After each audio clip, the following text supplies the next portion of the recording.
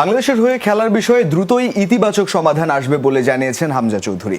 এদেশের মানুষের ভালোবাসা থেকেই লাল সবুজের জার্সিতে খেলার আগ্রহের কথা জানান বাংলাদেশি বংশোদ্ভূত এই ইংলিশ ফুটবলার।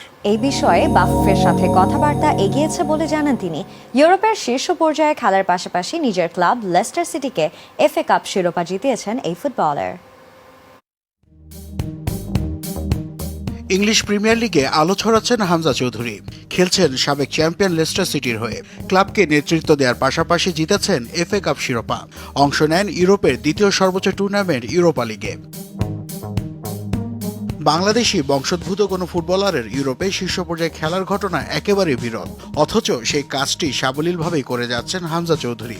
এবার বাংলাদেশের জার্সিতে প্রতিনিধিত্ব করার বিষয়ে সরাসরি নিজের মনের কথা জানিয়েছেন এই ফুটবলার।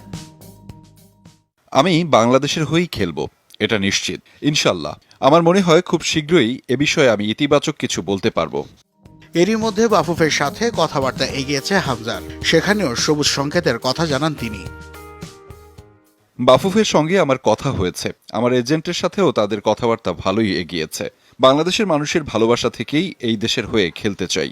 বাংলাদেশের হয়ে খেলতে পারলে গর্ববোধ করব আমি। বাংলাদেশের হয়ে মাঠে নামতে হলে ফিফার নিয়ম অনুযায়ী বেশ কিছু শর্ত পূরণ করতে হবে হামজাকে।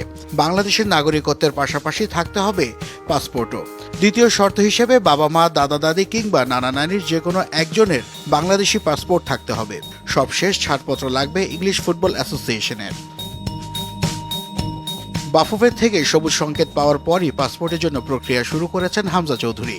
তবে সেখানে বিড়ম্বনায় পড়তে হয় বাংলাদেশি বংশোদ্ভূত এই ইংলিশ ফুটবলারকে।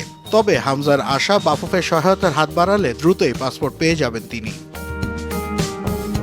নাসিফ শুভ, যমুনা স্পোর্টস।